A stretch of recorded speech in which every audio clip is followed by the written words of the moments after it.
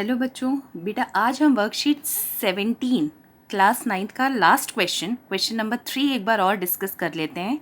इसमें आपको एक समीकरण दे रखा है 2x - 3y = 6। यानी ये आपको एक इक्वेशन दे रखी है जिसका आपको ग्राफिकली आपको इसको रिप्रेजेंट करना है। यानी इसका आपको ग्राफीय निरूपण एक ग्राफ पेपर पर करना है। इसको आप ग्राफ पे कैसे शो करेंगे? तो बेटा प्रोसेस हमारा वही सेम है। हम क्या करेंगे, इस इक्वेशन के पहले हम सॉल्यूशंस निकालेंगे। कोई भी 3 हल हम इसके निकाल लेते हैं। उसके लिए मैंने एक टेबल बनाया है जिसमें मैंने x और y, मेरे जो दो ये चर मुझे इसमें दिखाई दे रहे हैं, उनको मैंने यहाँ पर लिखा है और उन्हीं के मैं 3 हल निकाल रही हूँ। ठीक है बेटा, अब मुझे क्या करना है, मुझे वैल्यूज़ लेनी है।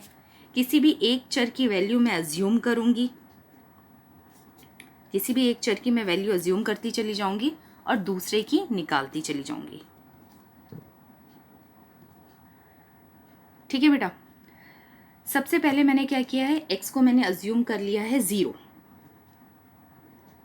अब क्या करूंगी, इक्वेशन मेरे पास है 2x - 3y = 6। ठीक है बेटा, 2 × 0 - 3y = 6। ये हो गया 0 - 3y = 6 -3y = 6।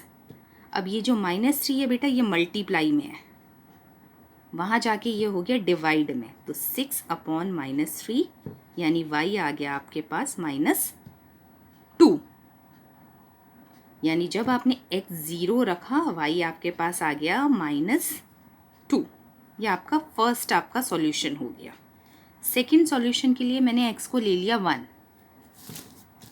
अब इक्वेशन है मेरे पास 2x - 3y = 6। x की जगह बेटा मैं 1 रख रही हूँ।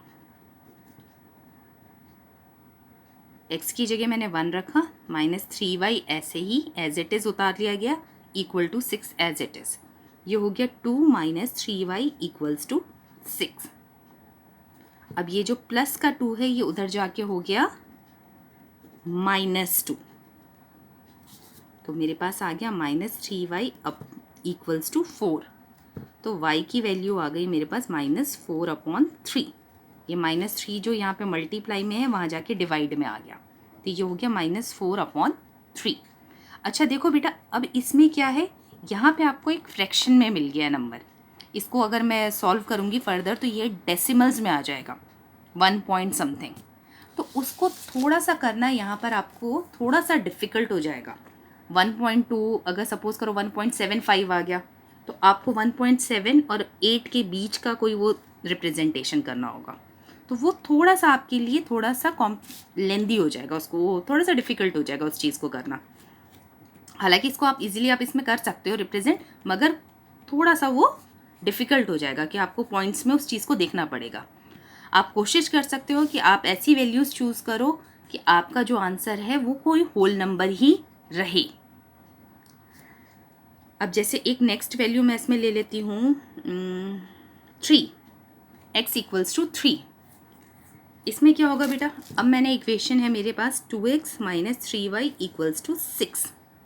अब x की जगह मैंने रख दिया 3। 2 3 = 6 -3y = 6।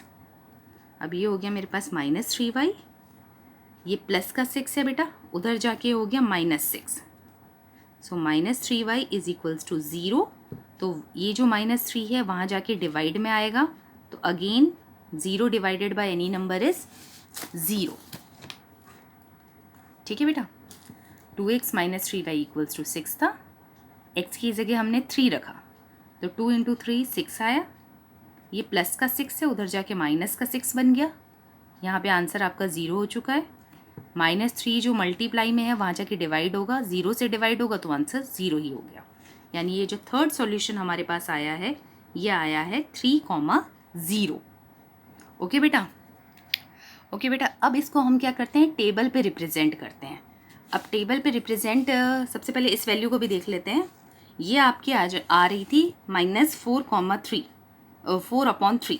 अब हम इसको क्या करेंगे, अगर आप इसको डिवाइड करोगे, डेसिमल्स में लाओगे, तो ये आंसर आपका आएगा 1.333 सो ऑन, ये आगे इस तरीके से कंटिन्यू रहेगा। यानी ये एक रेकरिंग नंबर आ गया जो बार बार रिपीट हो रहा है। ठीक है बेटा, तो इस नंबर को रिप्रेजेंट करने के लिए आप इसे क्या करोगे, -1.3 और 1.4 के बीच की वैल्यू होगी ये। ठीक है बेटा, तो इसको अब रिप्रेजेंट करना ग्राफ में मैंने जैसे बताया कि थोड़ा सा डिफिकल्ट टास्क होगा, तो हम क्या करेंगे, इस वैल्यू को अभी फ़िलहाल ड्रॉप कर देते हैं, इसको हम नहीं लेते हैं। हम क्या करते हैं, हम अपना सेकेंड सॉल्यूशन ले लेते हैं, 3x3y0। ठीक है बेटा, अब हम क्या करते हैं, एक वैल्यू और लेते हैं, ऐसा करते हैं नेगेटिव में ले लेते हैं, -3। तो 2x - 3y = 6। तो यहाँ पे मैंने x की जगह -3 ले रही हूँ। ये हो गया 2 × -3 बेटा, -6 हो गया ये। बाकी सब एज इट इज़।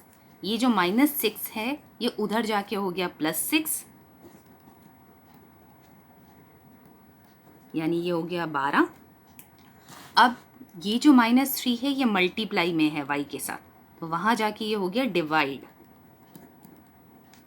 तो y आ गया मेरे पास -4। यानी बेटा x जब मैंने -3 रखा तो y मेरे पास आया है -4। तो बेटा अब मुझे 3 सॉल्यूशंस, मेरे 3 हल मुझे मिल गए हैं। पहला हल है 0, -2।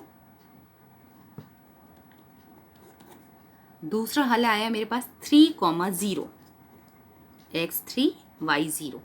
और तीसरा हल मेरे पास आया है -3, -4, यानी x -3 y -4।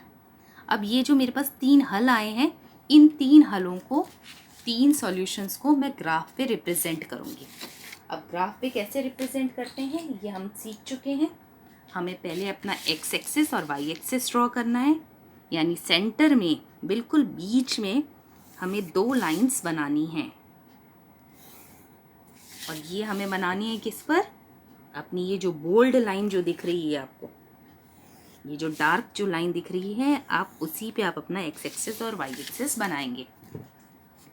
ये जो हॉरिजॉन्टल लाइन है ये आपकी x हो गई, ये जो सीधी जो वर्टिकल लाइन आपको दिख रही है ये आपकी हो गई y।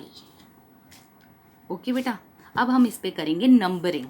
सेंटर मेरा 0 है, पहले मैं x एक्सिस की नंबरिंग करती हूँ, फिर मैं y एक्सिस की। x एक्सिस पे बेटा इधर मेरे प्लस वाले नंबर्स आएंगे, इधर माइनस वाले नंबर्स। वही मैं एक एक बॉक्स का गैप दे रही हूँ और नंबरिंग करती जा रही हूँ, और सारी नंबरिंग मेरी बोल्ड लाइन पर ही हो रही है, डार्क वाली लाइन पर। ऐसे ही इधर की तरफ भी माइनस में नंबरिंग कर रही हूँ, और सारी नंबरिंग ये जो मेरी बोल्ड लाइन है उसको मार्क करते हुए करती जा रही हूँ। ऐसे ही अब y एक्सिस पे करेंगे बेटा। y एक्सिस पे भी ऊपर आप पॉजिटिव नंबर्स दिखा देंगे अपने एक एक बॉक्स के गैप पे, और नीचे आप दिखाएंगे नेगेटिव नंबर्स। यहाँ पे भी आप 1 बॉक्स का आप गैप रखेंगे। ठीक है बेटा, बेटा ये बात आप बहुत ध्यान रखेंगे कि आपका जो गैपिंग है वो बिल्कुल यूनिफॉर्म होना चाहिए। अगर आप यहाँ 1 बॉक्स का गैप रख रहे हैं तो इधर भी, इधर भी, इधर भी सेम एक यूनिफॉर्म पैटर्न होना चाहिए। अब चलो इसकी प्लॉटिंग करते हैं।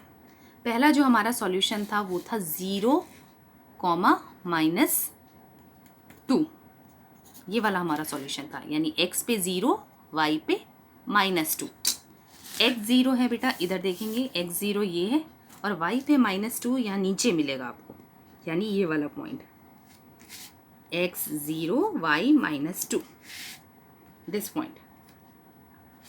सेकेंड है हमारे पास 3, 0, यानी x एक्सिस पे 3 और y एक्सिस का 0, यानी ये यही मिलेंगे आप बेटा, यही वाला पॉइंट है x 3 y 0, this point.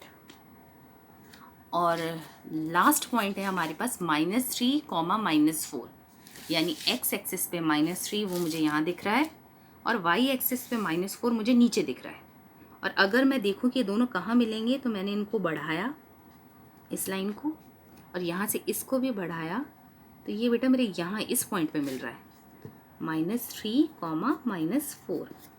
X से -3 चला, यहाँ से -4 वाई से, और ये दोनों कहाँ मीट हुए, परपेंडिकुलर लाइंस, इस पॉइंट पे। तो ये वाला आपका थर्ड पॉइंट हो गया। अब मेरे पास मेरे तीनों हल आ चुके हैं। अब मुझे स्केल से इन्हें जोड़ना है, इन्हें ज्वाइन करना है। तो आप देख रहे हो ये इजीली ज्वाइन होकर एक बिल्कुल स्ट्रेट लाइन हमें मिल रही है, और इस स्ट्रेट लाइन का नाम क्या होगा बेटा, ये 2x - 3y = 6। यानी ये जो हमारा जो क्वेश्चन है, यही इस स्ट्रेट लाइन का नाम है, क्योंकि इसी के सॉल्यूशन से तो ये लाइन बनी है। तो यानी ये जो लाइन है, ये इसका नाम ये होगा, 2x - 3y = 6। ठीक है बेटा, तो ये वाला प्रोसीजर आप इस तरीके से करेंगे इन क्वेश्चंस को।